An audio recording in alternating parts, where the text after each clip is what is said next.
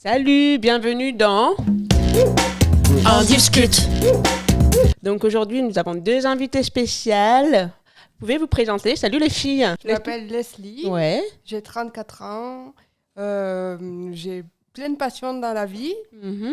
La première, c'est de dire des conneries. D'accord. Oula. Mon pseudo, c'est Muse. Moi, j'ai 37 ans et ma passion dans la vie, c'est dire des conneries comme Leslie. Donc, du coup, on s'est bien trouvé. C'est l'écriture et le développement personnel. On commence en première partie par des jeux, par un jeu en particulier. Donc il y en a une qui va avoir quelque chose, un objet dans la bouche, et les deux autres, Ouh. elles doivent Un objet dans la bouche. un objet. Bon, allez, arrête, pas n'importe quel objet. Ah, ça commence bien, les conneries. C'est pour maintenant. Alors, tenez.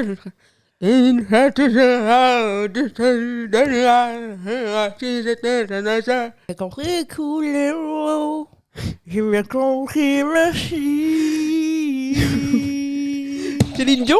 Ouais. Ouais, je l'ai dit avant. En deuxième partie, en fait, je vous ai demandé quel thème vous voulez aborder. Et vous m'avez dit l'amour. L'amour et encore l'amour. L'amour. Donc, tu avais déjà des critères prédéfinis dans ta tête. J'ai Non. dit, le gars, il faut qu'il soit beau. Oui, quand même. Mature. Brad Pitt. Brad Pitt, j'ai pas testé encore. Oh. Inch'Allah. Mais non, mais quand même, il faut un minimum de critères. Au départ, ça va être un peu genre en mode. Comment dirais-je? Passionnel. Ouais, Intense. passionnel. Enfin, je suis dans le rêve, entre Mhm. guillemets, la lune de miel et tout. Mais c'est vrai qu'après, bam, une fois que tout redescend, enfin, c'est-à-dire la lune de miel est terminée, déception parce que. Alors la question c'est est-ce que c'était vraiment de l'amour ou est-ce que c'était pas juste justement la passion ou... Moi, je pense que c'était plus de la passion. Tu vois. Ouais. Si on a l'impression d'être face à une personne qui ne ressent rien, enfin une personne stoïque, en tout cas moi ça me pose des difficultés. J'ai besoin que la personne elle ait un intérieur émotionnel où on peut partager, on peut voguer. Elle peut être triste, elle peut être en colère, elle peut être joyeuse, enfin, mais on vit ce voyage parce qu'une personne qui ne vit pas ses émotions, pour moi c'est un petit peu comme une personne terne et là non ça me va pas bébé. Quoi, tu voulais ajouter quelque chose? C'est juste, oui, le bon courage dans la rue. Si tu savais le nombre de fois où j'entends les gens ils passent à côté de moi et au lieu, enfin, moi je demande rien et on me répond bon courage. Tu vois?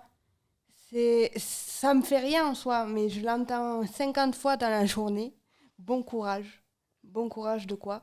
Et en fait, il faut arrêter de penser que, Ouais. on est toujours handicapé. Mais par contre, je tiens à dire, je pense, pour les personnes qui ont dit bon courage, parce que je pense que justement, on est face à quelque chose qu'on ne connaît pas, et je pense que quand même, ces personnes-là, elles ont voulu essayer de montrer quelque chose comme, de se dire, même si elles se sont mal projetées, encore une fois, mais pour nous, waouh, c'est hyper dur.